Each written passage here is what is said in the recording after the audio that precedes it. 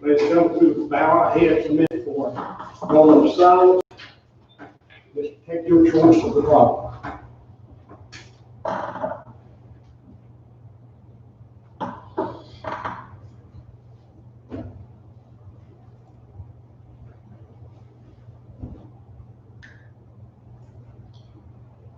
Thank you.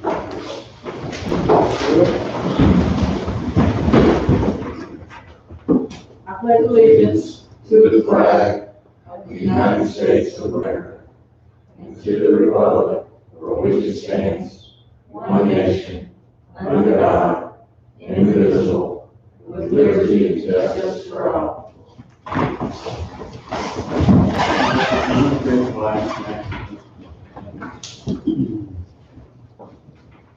Okay, item 3, agenda adoption. We have 3 things to add. 2, we put in the consent agenda. One of those being the mural at Harmon Field, which you have a copy of. There will be no cost to us on that. That was raised from the funds for the young man who was working for that. The second one is the Nina Simone picture. That will cost us $15,000. The contract is here. Everything is basically signed, sealed, and delivered. We're ready to move. When can they start? What was it, the 20th? They claim August, the week of August 24th. I wanted to verify, make sure that's not a typo, that's what they're claiming. But I know they said they had another one lined up.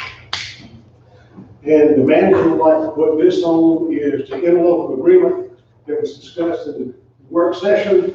Is about the amount of money that comes from the coronavirus, if you will, from feds through the states and pass through the CARES Act. Zach, did you use that as item 8B on your budget? Yeah. Okay. Chair will make a motion to adopt the agenda with these 3 additions. All in favor, aye? Aye. All opposed, likewise, motion carries. Item 5, consent agenda. Chair will entertain a motion to adopt. All in favor, aye? Aye. Motion carries. Number 6, Melrose discussion. Zach? So we do have one new quote that, Mr. Armbruster pulled together for us from a Vic Russell or SVR Sales LLC. We've included the previous quotes that we put in front of you before for comparison. Just a generic discussion for you guys to approve. As you know, we have put things in place. Did we already approve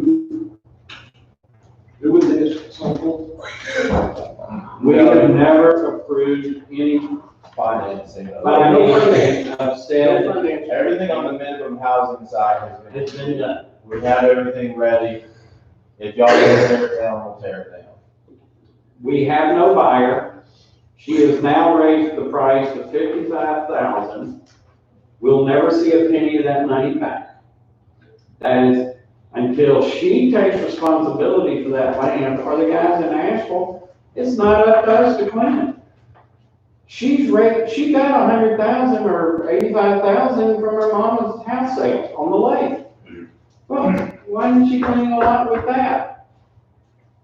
You know, if we got somebody who wants to buy it, then they can contract with us, give us a check, we'll clean it up, so there's no liability for them. And then when it's all clean, it goes on public bid, and they've already come up with 150,000. Nobody else is gonna pay any more than that. Yeah. So these are my comments. We are 3 weeks shy of 2 years. We have talked a lot. We have done nothing. There is and going to back, as you know, a list of potential buyers. Never seen it. Never seen a dime or a dollar put down. You were made aware via an email from me that Jonathan Bradley said he would put money in an escrow account per your request. Yeah, well, but Are you saying? I'm saying if he puts 150,000 in a non-refundable escrow account to the town of Tryon. We'll buy the lot, we'll clean it up. The fact is, we don't have to buy the lot. Yes, we do. No, we do not. If we clean it up, she sells it to anybody that wants to buy it, and she gets all the money. Through minimum housing. We assess. If we put a lien on it, we get for it. Yeah, but I think what Bill Kroll's getting at is if we put the lien on it, we're second in line. She's got $150,000 debt on that piece of property with the people in Nashville, maybe even more. As a practical matter, what probably happens though is that no one wants to buy it subject to a lien, therefore they're going to pay the lien or negotiate their price down accordingly, or they walk away from it. And I'm gonna ask the same question I asked a year or so ago. Can we sue? I can, yes, you can, but we could go into court seeking an order of abatement and court order, which has more weight than, no offense, but Tim's orders. Yeah. Well, I'm not sure the board has to stomach for that at this point. I just wanna know if we legally can sue. Yes, to get an order, no, the only way you can't, it's her debt, it's a debt, to the town. Two ways you could sue. You can sue on the lien, it's be like a tax foreclosure. Is the tax still paid? Yeah, she's paying the taxes. Mhm. Okay, Somebody is. okay, it can be treated as, it has to go through the same process as essentially a tax foreclosure. Or it actually goes through the statute says it through the same process as special assessments. The special assessment statute says it does the same as the tax foreclosure. Or you can just get the court to order her to do it, and then she's the owners to do it, persons with an interest in it to do it. And they can get it. That's about. But you can't, I mean, they're not gonna keep it till forever, they don't have the money to do it. But the two parties do have the money to clean it up. And, I mean, well, she went out and bought a house, paid cash for it, from what I understand up to now. There's no more. So I guess you can go to court two different ways. You can spend the money and then attempt to go through the tax foreclosure, essentially that procedure, where you, at the end of that procedure, you would own it. Or you can sue and have, without spending that 80 or 100, whatever it is, and attempt to get, now I've had success, but I've also had failures. And in those where you get a court order, they still won't do it, maybe they go to jail 30 days for contempt. But you know, you can't, there's always so much even a court can do to make them pay, they're not gonna keep, in jail forever for having a burned down house on the lot. And that's why I'm saying, because there are two lots here that drive by and see everything. Every day. Well, I have a question, I'm kind of with Bill, I don't know when all of this transpired as to when it got into, the housing department, or any decision was made on it. So somewhere, Bill and I missed that stuff. Well, we authorized Zach and Tim over a year and a half ago to start the paperwork so we could clean it up. Okay. That's back when people were talking 35, 40,000. Now we're at 150,000 to clean it up.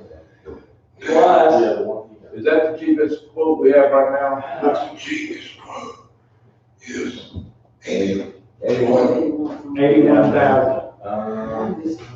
So we spend 81. She sells the lot, right now the tax value is 110,000 on the dirt. Is it worth that? I'm not a realtor, I can't say.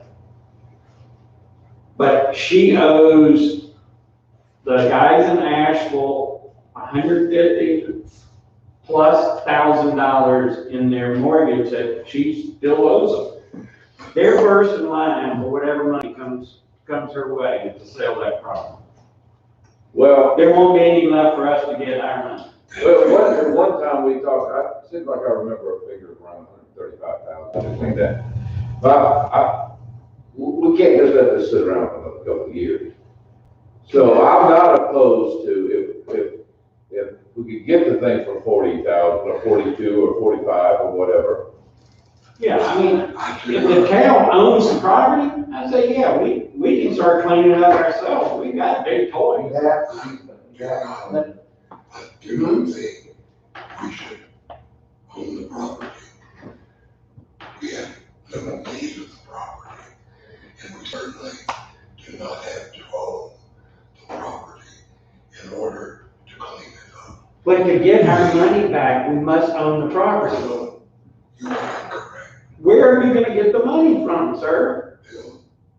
She owes 150 to the guys in Ashland.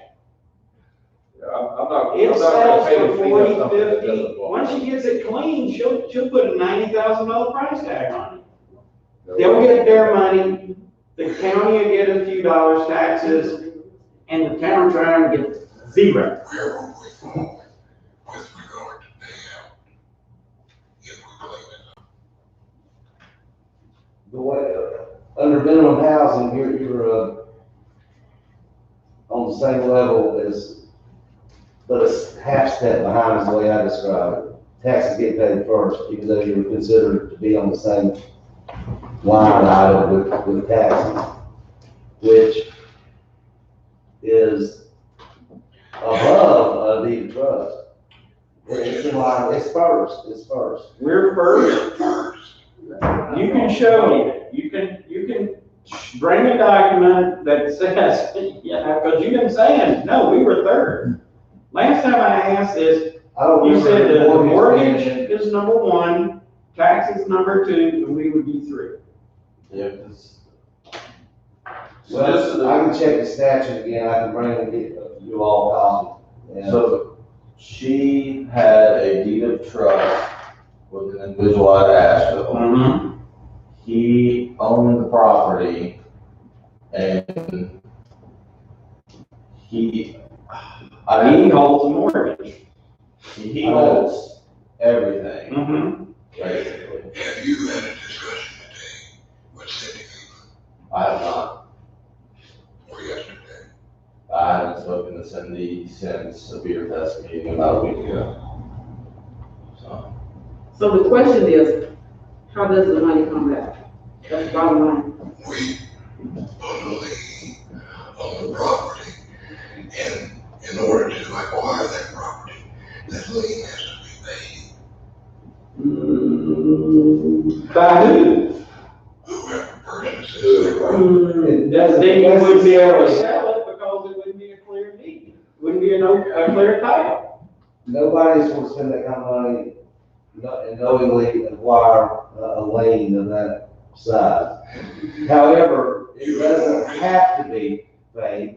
I mean, it wouldn't necessarily have to be. Someone could just choose to acquire it with the lane, and then it's their legal liability. And we have already been told by at least one of the potential purchasers that they will cover that sum. Write a contract. Have them sign it, notarize it, and I'll go forward with it. But a handshake, not in real estate, you know, when it's improper in North Carolina. So, I mean, if we ever clean, we need to buy the land buy it outright, and then we clean it up, and then we either have $150,000 part, or we sell land for $150,000, or we cut it up into 5 little lots with an easement road, and then build 5 little houses back there, whatever, you know. Okay, here's the question. Do we have enough people tonight willing to accept that $80-some thousand contract pending our attorney and manager being able to get a signed deed with some escrow money from the person, because I talked to the same person, excuse me, a signed contract. But that's only predicated on them working out what works at least neutral for And us. I'm telling you, that is a I can't do deal. John gave that price favor to me, because he's not gonna make a penny on it. But he is doing a favor for the town of Tryon, and it's sir. What clearly is a negligent situation. Not by the town, not by the council or the citizens of this town, by the property owners, yes. I mean, I go back and ask the question again. Yes. Are we willing Yeah. to move? No, Once that person right there can give us some assurance. that we'll get our $85,000 back. No, we can't put a dollar amount on it. Well, we gotta be able to. There's no way you're getting that from me, to guarantee that you're gonna get the money back. I'm Well, not. we gotta be able to ensure that there's a legal route for us to recover our money from the sale of the property. If in the end, we lost $50,000, we just lost it. In that case, if we buy it, we clean it up, we sell it, I don't have much and problem there's a with good that. chance we'll get 80,000 from the property, and there we go, we're 50 in the hole. We've done our diligence, but I say we offer Maryland 15,000, or take her ass to court. I mean, give her 30 days in jail. No, I want a legal answer. Of the two things, is it wise for us to consider buying it, cleaning it up, and then try to market it? Or is it smarter for us to clean it up and put the lien in? Then you may need some time to think about this, but we keep talking, I wanna know if we're gonna vote. I'm tired of talking. We either need to make a move or drop it. Well, if you can acquire it at an advantageous price and resell it and come out less in the hole, then Yeah, the worst case scenario. I agree, we're gonna lose money At on this. first, we have a really nice park downtown. With Melrose. It's gonna cost us some money. Mm-hmm. But the best result would be for someone to buy as is and clean it up. Yeah, I don't know, I mean, if the guy wants it, why don't we do that? Because I've been told that the contracting company will carry the liability of the cleanup, not the property owner, because you're in contract with. But the potential person who wanted to buy it, his personal attorney told him there could be a problem. If your personal attorney told you, if my personal attorney told me, Well, that's what attorneys do, they tell you Worst case scenario. worst case scenario. exactly. Nothing would ever happen in this country. Like this land getting. All right, I need to know what we need to do. We're gonna make an offer? I just said. Listen, if the town is thinking of acquiring Yes. this property, that we need to go back to closed session. Okay. Exactly. Wait a minute, say that again. If we have about If we're gonna do anything new, we need to go to closed session. The town is going to, is entertaining the possibility of paying money to purchase the fee simple title to the property. You need to do that in closed session. I know, but I'll go on the record to say, personally, I do not think that's the proper route to take. You just. Well, I'm gonna listen to everything you say. Now, this is an unusual case where you might be the only, well, may or may not be the only current interested party. But the reason that the open meetings laws allow it, you don't have to do it in closed session. But the reason is a lot of times if speculators and developers, find out that the government is interested in acquiring property, they'll try to beat you to the punch and up the price. That's why you talk about giving your manager or whoever, or attorney, or both, the instructions on negotiation and so forth in private. But the ultimate contract has to be approved in open session. Now, this is different. I mean, this is an unusual situation where you could, if you choose to, decide how much to offer in open session. Nobody's right going to run over there and buy it out from under you. It doesn't hurt us. Okay, to let's see do what it he's in got. closed What do you got from him? Good. Yeah, I we're think not- that's around. Or read it. That's from Jonathan Reed. Yes. Okay, this is my question. Jonathan, would you cover an $81,000 lien for cleanup demolition? Answer fast. His response, how long will they have to pay the lien? But I I'll pay it over a few years, because I would need to roll it into my construction loan. Having to pay 15K down might only be 24 months. Give me a second, I'll respond. His respond. But yes, I could make that work.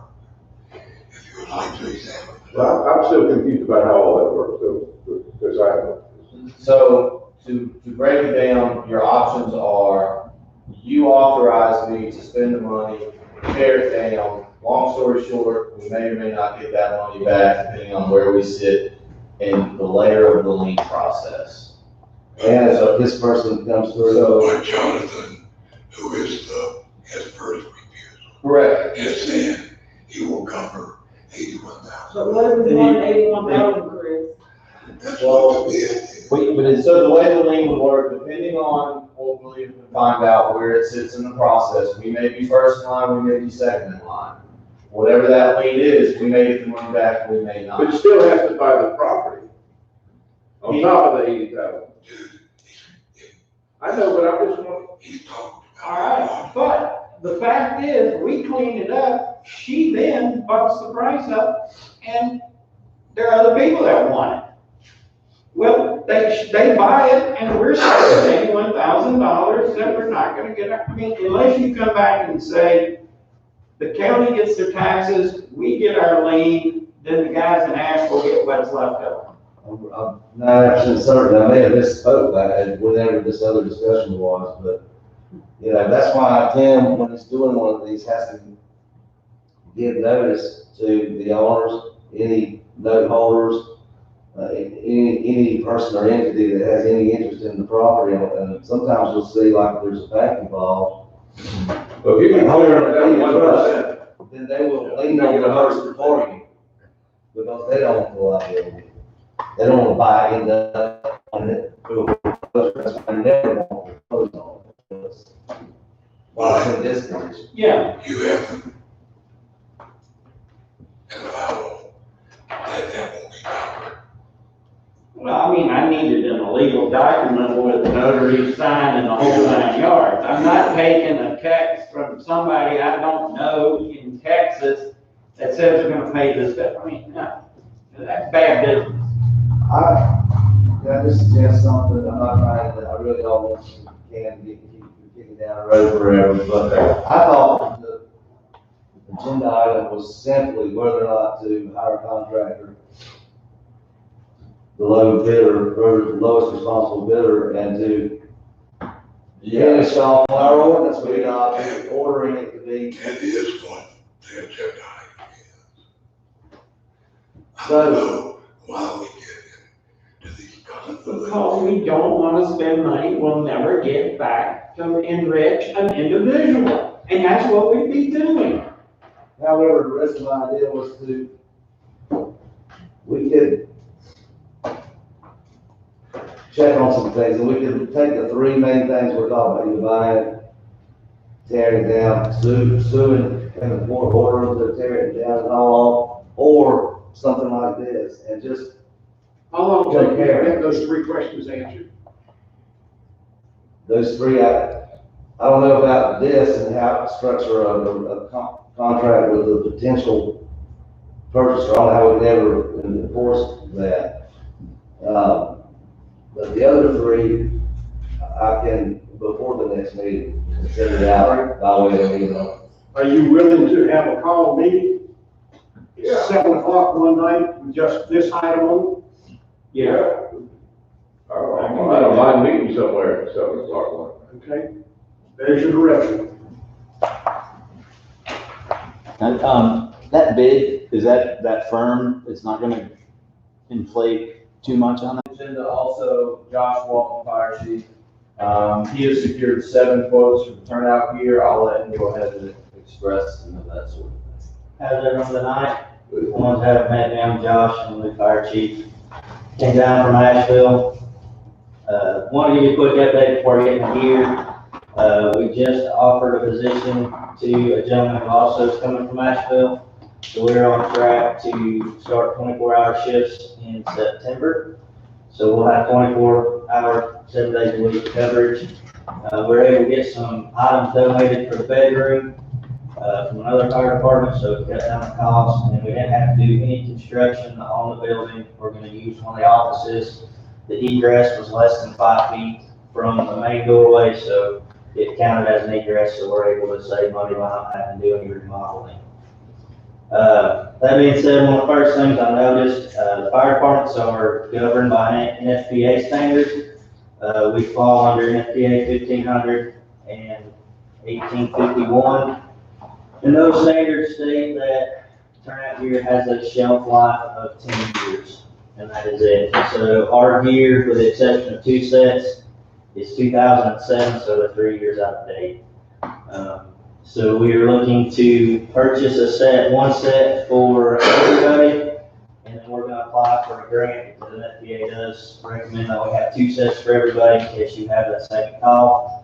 But we're gonna apply for a grant later on to get that covered, and that way we're not having to spend the same amount of money in 10 years again. We can stagger and budget for it.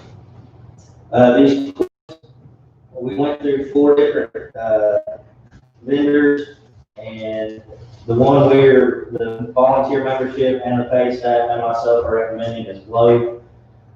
The cost of everyone getting a set, and then getting some of the members that do not want to go into fires anymore, they put their time in. We're looking at about $60,000, and that would outfit 1 set, and that is with the manufacturer of Globe. They're right in the middle of the bid as far as money, but I've been in the fire service for 20 years, and I can attest to Globe. It stands up. My first set I received at Asheville is still, you look at it, you can tell I wore it for about 12 years before it was replaced. I did it for training after it was taken out of service at 10 years, used it for training. It holds up, it's durable. We've never had any issues when I've dealt with Globe getting it replaced. That's the request on that. The other request we're looking at is we're in need of a pickup truck that can haul people. What we're finding, and I have some numbers, in the 2 months I've been here, we've run about 97 calls. 30% were service calls, 20-something% were medical calls. We're having to take 2 vehicles because we don't have a way to haul. We either have to take a big engine or take 2 vehicles to respond. One case in particular I'll bring up is when the apartments burned over in Columbus.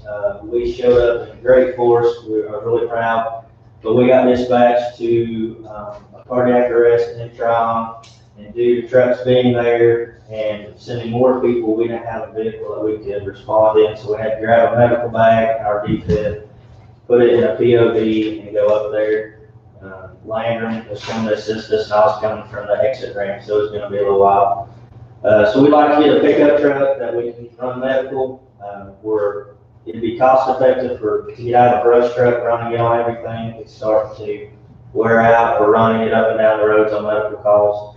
It would also serve to haul equipment back from fires. We can put a chainsaw on it, and we can send 1 truck 2 trees down and still have a reserve medical truck. Keep the brush truck as a reserve, and it would be more cost effective and beneficial. So talking with the Ford dealership, just getting some basic ideas. To get a truck that's under 100,000 miles, you're looking at spending 25 to 30,000, and that's not brand new. That's a used one, but lower mileage that won't cost us to keep repairing it because it's old. So, those are my requests. We have a few other little items that we're looking to get, but they're well under, $20,000. Money there? Money is there. And I have asked him that today, as he came in, I asked him, he asked the question, was Globe, would he use his entire career, he knows the stands up. God, I'm all. I move that we buy the equipment. You can But the truck and the, yes. Okay. All right.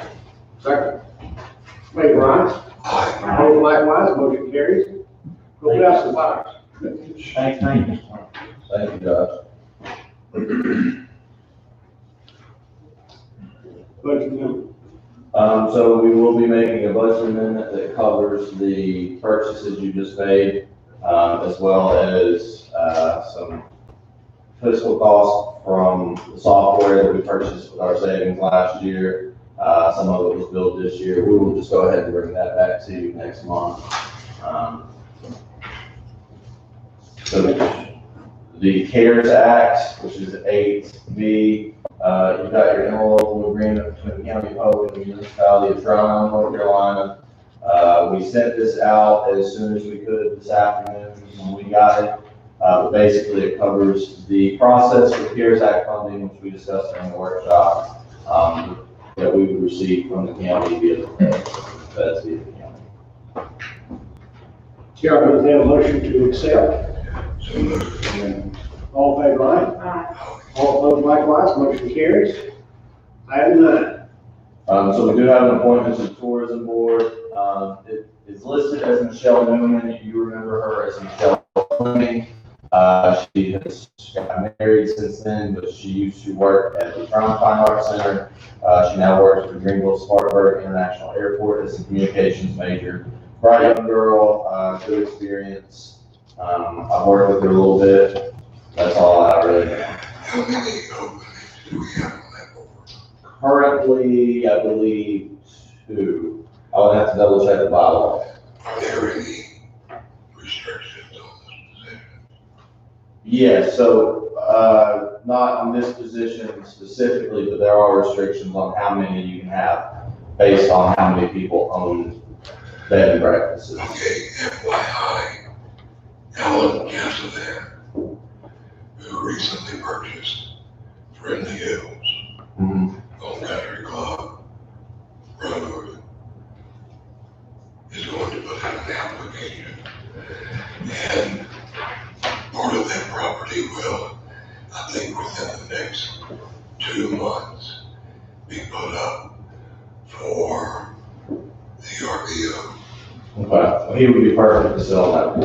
And he's dynamic, and he's already become pretty deeply immersed in the community.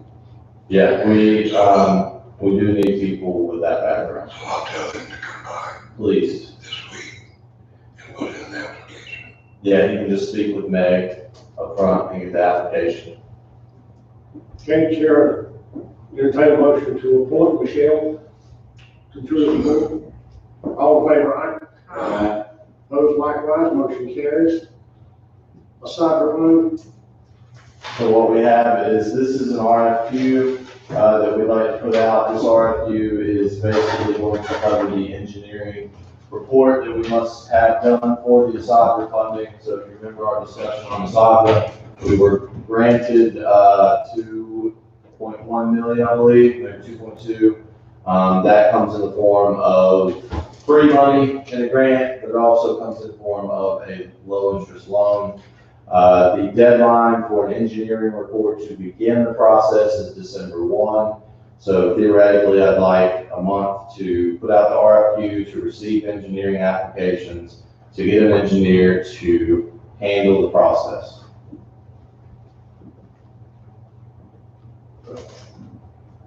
Does anyone have a motion to approve? I think that,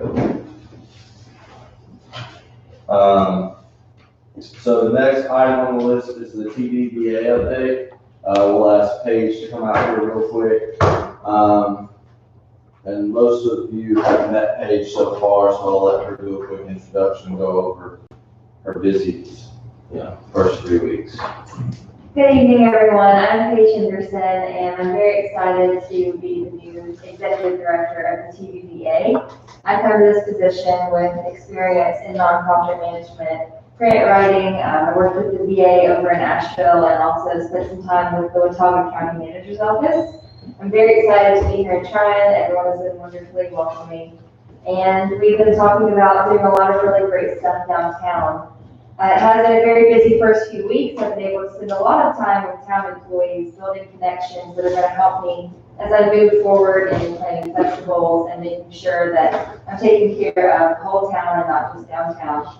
Some improvements that we are looking to make to our yearly budget are hopefully going to save us around $6,000. I've been able to take a look at some of the finances, and we'll be moving my office here to Town Hall, and just making some other changes that we believe that we can be a bit more efficient and hopefully save some dollars there, which we're very excited about because that amount of money could easily cover a small festival or possibly be put toward relief funds. Speaking of small festivals, we are also looking at holding some space for the weekend that is normally reserved for Beer Fest. We're going to have a celebration. It won't look anything like the normal Beer Fest, of course. We are going to put everyone's safety first and foremost. But I have put a proposal in front of last year's Beer Fest committee to have a drive-through Beer Fest where patrons will be able to come, pick up beer, take it to their individual homes and celebrate that way. The main thing is we really want to keep it in people's minds. We want to have this be the 9th annual and hopefully have next year's come back even stronger for the 10th.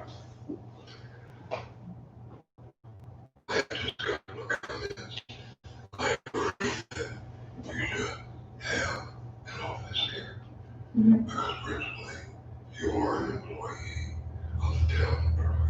Yes. That being said, this is my question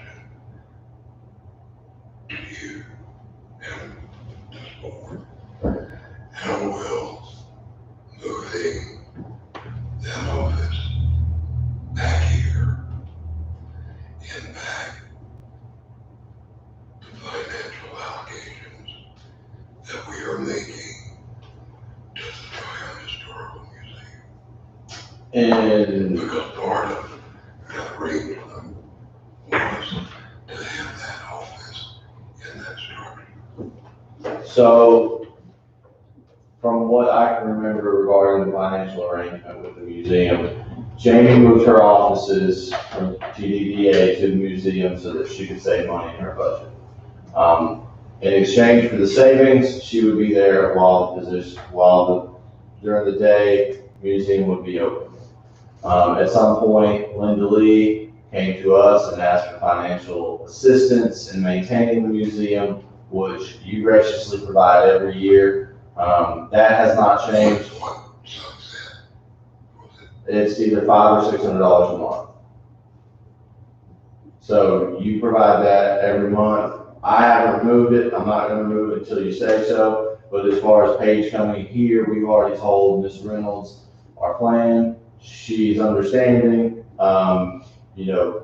We are already, in my opinion, taking on the responsibility of helping fix TDDA. I don't think we can fix TDDA and the museum yet. I'm not saying we can't do it. We just gonna have some time, but realistically, it makes more sense to have Paige here. She will be a town employee. The TDDA will save a substantial sum of money with the plan that Paige has drawn up. About $6,000, I think she said, which that is a festival. So she's already saved up money for a festival. Have you identified a space? So temporarily, she is using the meeting room in the back, which is where we have our closed session meetings. It's going to work for now. I have some space upstairs. I would love to have her up there, but I would like it to be a little bit more presentable. Any of them. I mean, we have the old Big Brother Big Sister space. What about the old public works space? We could use that as well. I mean, Much more spacious. Any of them would work. I would just like to have some work done before we put her up there because I envision her meeting business owners and stuff like that. And I would want that space presented. Right now, this space is ready to go. So while we're getting things prepared, we can deal with this. We're floating some ideas around, so we'll have to figure out how that goes throughout the next year. I let Paige look at the office she thinks would best suit her and then fix it up. Well, and we identified this one, that this one's perfect right now and probably perfect in the future because of the side entrance as well as the big glass. We could put, a name on the glass and stuff like that. But either way, sir, there's the side door for the old jail right here. That would no longer be council meeting. We are still using that space for all of our meetings. So cemetery's already met there. Parks, they're actually meeting in here currently, but they can still have that space. It's it's helped her to get to know some of the citizens in town as well. I'm fine with that space. That's a nice space. Yeah, we'll figure something out. It's been great, and if I may just give another update, we have officially moved to being a quasi-model with NC Main Street, and this is really the way of the future, and how we're seeing a lot of towns and cities moving forward, and that is because I am now a town employee, but I'm also the executive director of the Downtown Development Association, so we're very excited to move forward into that process with them and be considered a quasi-model program, and as I get to know more about downtown and work with my Main Street contacts, I plan to have some market analytics and work on a busy recruitment. So that's about all I have for the first 3 weeks. Any other questions? Glad to have you. Thank you. Glad to be here. Okay, where are we? We will be on manager's report now, which I need to start off. We got out of order the introduction, so let me get Josh first. So basically you all know this, but just for those at home watching, we had a panel built. Josh Walton comes to us from Asheville, the city, put in 16, 17 years there. His whole career has been with the city of Asheville, basically. What's impressive about Josh is he spent that entire career also volunteering for volunteer fire departments, whether it be where he lived, where his friends worked, or anything else. So he's been with almost all of the major departments between us and Asheville. Brings a ton of experience, lots of teaching capabilities. We did build a panel. That panel consisted of a number of individuals, whether it be community leaders, staff, board, volunteer firemen, lifetime retired firemen, and firefighter professionals who are still in the industry. So we do want to thank those that participated, but Josh was chosen unanimously through that process of around 36, I think, applications we received. Josh has already hit the ground running. He knows what he's doing. And it's been a breath of fresh air for us to really get that off our backs because we've had a rough year with the fire department. So we're really excited. So thank you, Josh, for coming on board, whatnot. So, Thank you. do you have anything to add? No. All right. And then Paige, so we also hired Paige since the last time we met. We had the same process with Paige, panel interview. That panel was community leaders, TDDA leaders, board. Paige was chosen by that panel unanimously. So, you guys made the decision, and I think it's been a good one so far. Paige is, she's a lot more experienced than what people seem to think at times, and it's definitely shown. So we're very happy with what we've got with Paige. So I think sky's the limit on it. I think things are going to be really, really good in the TDDA in about a year once she can get some stuff squared away. So again, thank you for coming. Thank you all. And I'm also wanted to add, looking forward to overseeing the Nina Simone mural that we are going to be seeing in a few weeks, hopefully, very shortly. So I'm already talking with them, and I'm going to oversee that project. So if you have further questions, please feel free to direct those to me. Thank you. All right, but yeah, so we have been busy with those interviews and everything else. We have met with city managers, the county manager, Henderson County, and the League Municipality regarding the CARES Act. We've tried our best to keep up with the governor's constant streams of information. We've tried to keep up with Western North Carolina Management Association, ICMA, the League Municipalities, North Carolina. City Managers Trust, or the trust fund, the governor's office, and everything else, with all the COVID updates that continuously happen. We have finished the software transition. And so you've noticed the new rollout of the water bill. There have been some hiccups there, but we're working on that. The auditors have been in to start with the ABC in the town. Now, Jody and the crew have been very busy the past 2 months with repairs to water and sewer. Basically, at a glance, they've had big grants on Glengarnet, Hogback Road, the water plant, School Street, the Hogback Tank, East Lake Shore, Sourwood Ridge, Country Club Heights, Lanier Drive, Carolina Drive, Derby Road. Roughly 2.2 billion gallons of water were lost during those breaks, and they've probably put in about 40 feet of 6-inch line. We should be replacing a hydrant on Harmonfield Road if it hasn't been completed already. We're still monitoring Graywick Road. We've had multiple discussions with Diener and especially Michaela at the state regarding that issue. Obviously, the ASADRA funding is what we're going to use to fix this project. I received a note from a citizen saying that it spilled sometime last week. From my knowledge, the guys went out and looked and they couldn't see anything. Not that it didn't happen, but it wasn't currently overflowing by the time they got there, and it was a quick turnaround. We met at homeowner's house on Whitney regarding some flooding issues, inspected the drainage box on Broadway. We found that the drainage box was not installed by the town, but Jody's going to try to clean it out anyway, just to help with the water issues that we have going on out there.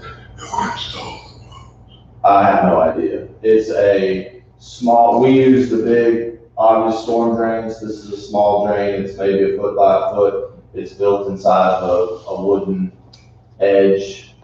It's an odd situation, but we would not have built something like that. It's not bad craftsmanship by any means. It's just, we didn't do it. So whoever did it for the street, or for their particular property. The guys have been hitting the cemetery on a regular basis. We did have some trees worked on out there. Again, Cranston Engineering performed the dive. The dive showed promising results. I believe we've got around 12 tons of asphalt laid. The guys have cleared about 40,000 feet of sewer line. They jet rotted about 6,000 feet of line. We had some small meetings here and there. We met with Mr. Vining regarding trees downtown and the canopies that we've discussed in the past, as well as some other issues. Paige is working on sprucing up downtown, so she wants to get a good plan in place on how to replace lights, how to replace different things. We have to put in that tree in the fall. One thing I did want to discuss was firefighter Patrick Horn. As you guys remember, he went to Cleveland County to the college to get his certifications after Hank passed away. And maybe Josh, if you want to come talk about it, the award that Patrick got. So every academy, they give out 2 or 3 awards. Patrick received the peer award. It was voted on by his classmates. He pretty much unanimously got the vote. Basically, it showed he had the most heart. He actually lost 30 pounds during the whole academy. He was a big motivator. He was a good leader. He kept the guys going. He was a good mentor to a bunch of them. So they took it upon themselves, and the class voted, and they issued him the peer award for class 23 at Cleveland County. So we're really proud of him. Glad to have him back too. Thank you. So as far as fire department goes, UTV transmission was repaired. Fire department brush box was, the brush truck, the box was repaired, the windshield and some lights. We have met regarding the Christmas parade. We are going forward with plans to host it. If anything changes, we will obviously ramp down, but I'd rather be prepared than caught off guard. We did meet with Stephen Brady regarding inventory of some insurable property. We've had, some discussions on some ISO stuff. Josh is getting ready to ramp that up.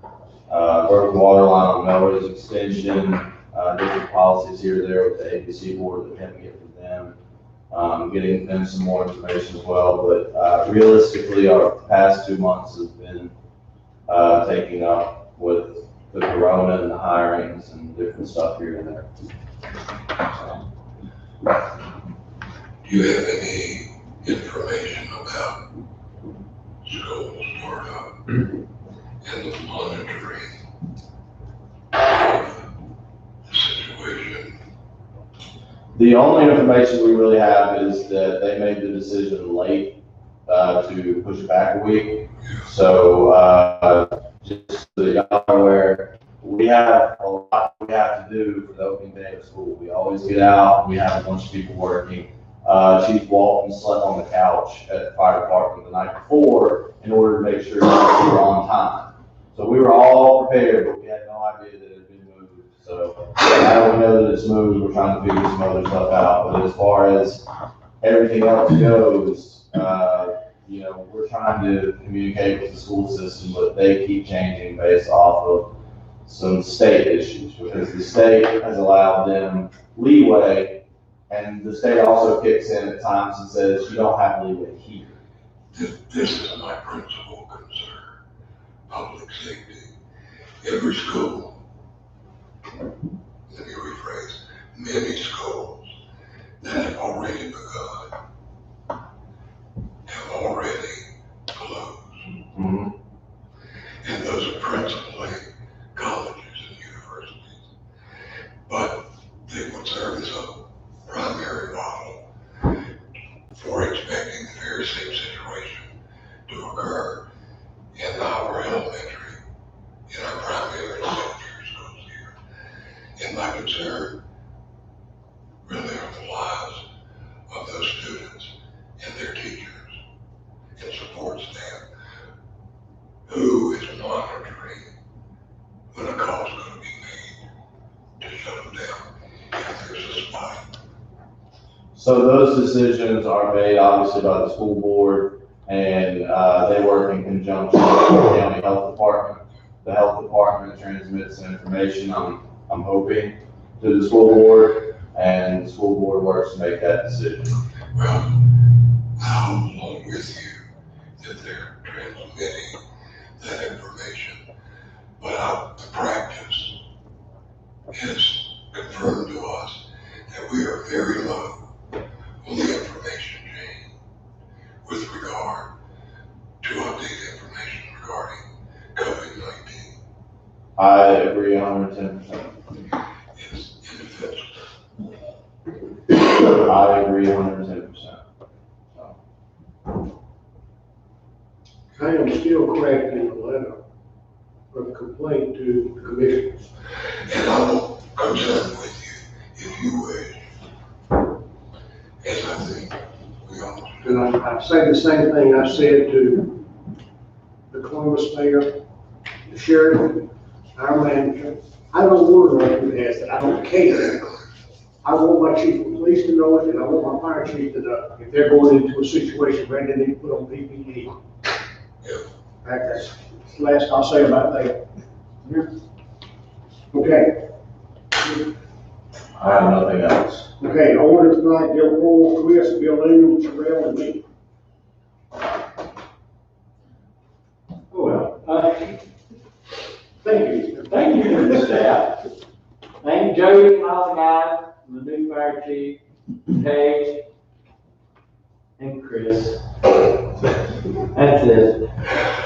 I would like to thank the town staff for stepping up to the plate in the face of a very difficult situation.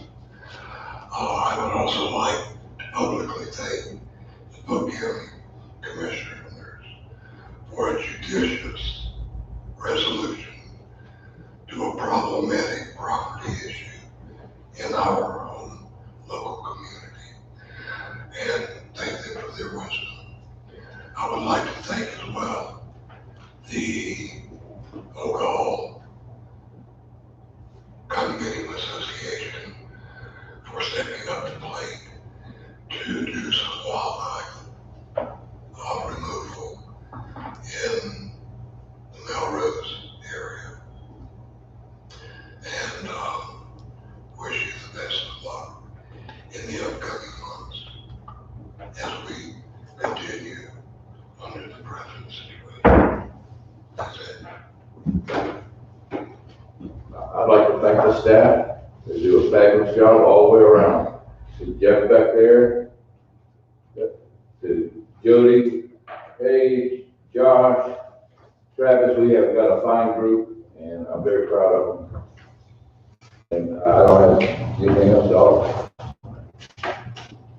I'm with the rest of the guys. Thanks, thank everybody for all the work you've done since we've been gone. Whether Tryon, Paige, Josh, congratulations to Patrick. And I too want to thank everybody, the whole council, for the work that's been done. And I think we're trying to work on this COVID issue as a whole, but we do have people coming in and out too, in much space, so that's a problem. As I always say, take care of yourselves and each other. Okay. Thank you. I've been contacted by citizens who had concerns about the drainage overflows. I have a couple of letters from him, and the question was, what are we doing about it? Why isn't it fixed? And there are several other questions here. I do know this. The problem seems to have been caused by a decision was made 2013 or 14. That's a long time.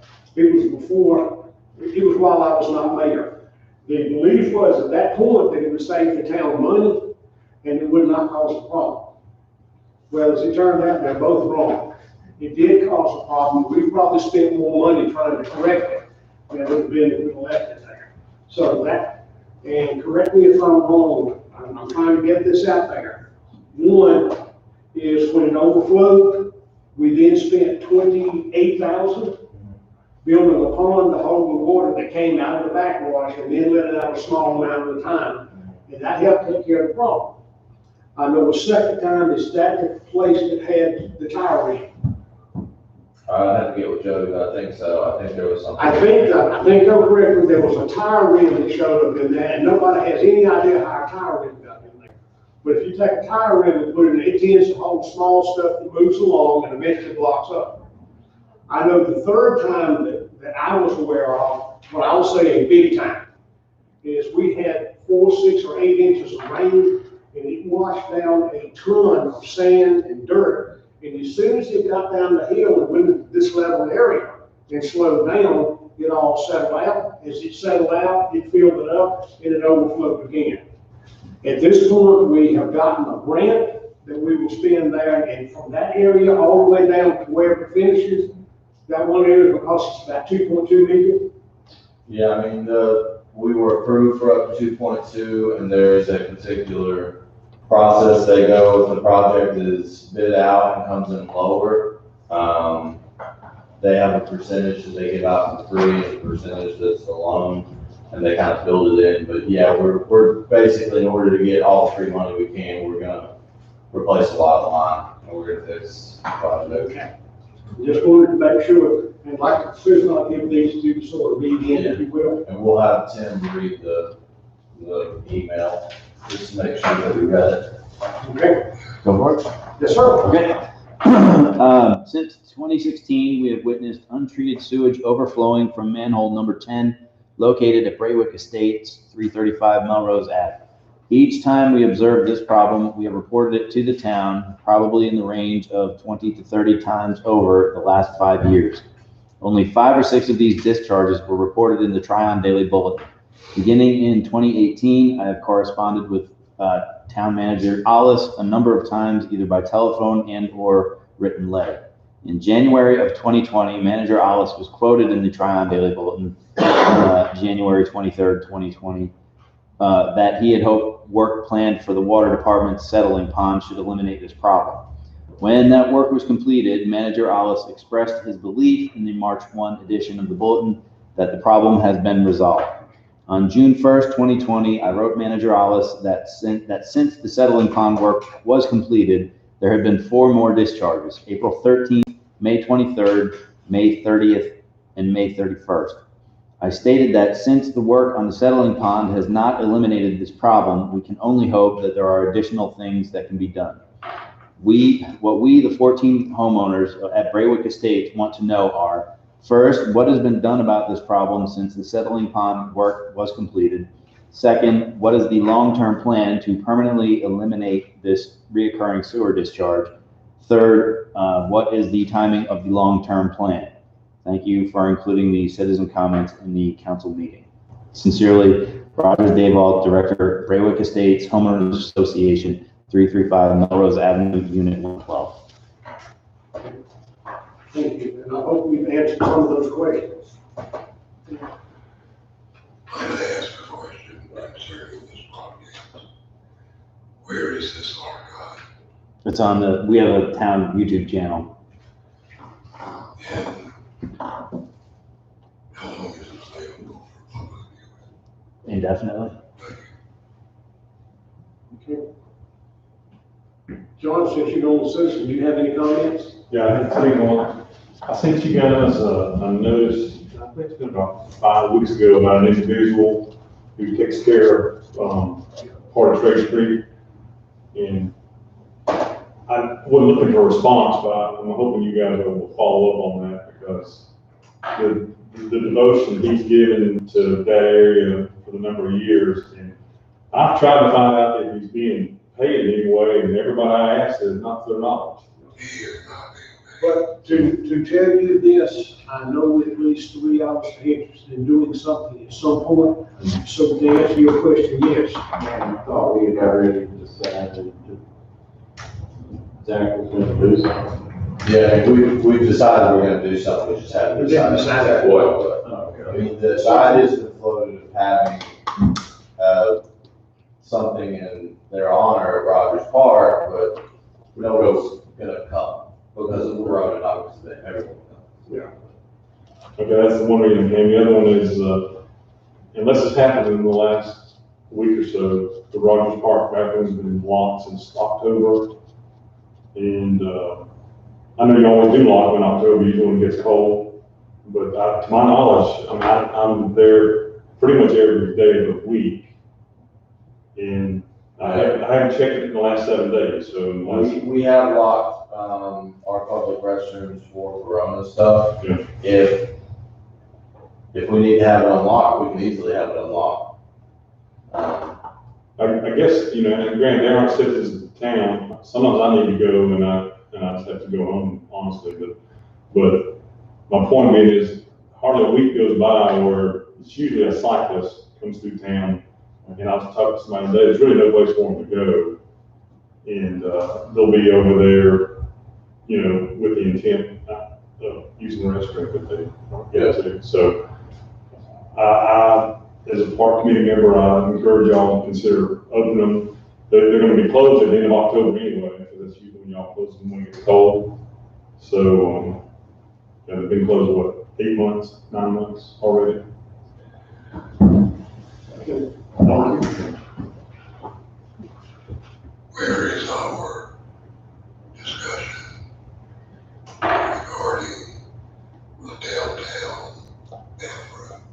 I've been instructed to contact the property owner of the Huckleberry's facility. So as soon as I can, He is in, I saw him Saturday, and he's still interested in doing that. Okay. Chairman, will entertain a motion to go into closed session to discuss personnel. All in favor, aye? Opposed likewise? Motion carries. Long inhalation therapy. 2 minutes. Josh, it's kind of real quick, and just